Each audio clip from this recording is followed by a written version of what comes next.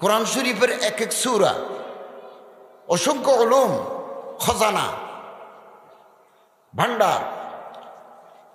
কোরআন শরীফের সূরার নাম সূরা নাহাল। কি নাম? নাহাল। নাহাল মানে মৌমাছি, মধুপোকা। আমাদের দেশে গাছের উপরে মধুপোকা বাসা বাঁধে, শত শত হাজার হাজার মধুপোকা আছে, বাসা বাঁধে। একটু বড় হইলে আমরা এটা কাটি, মধু বের করি, নিজেরা খাই, বাজারে বেশি।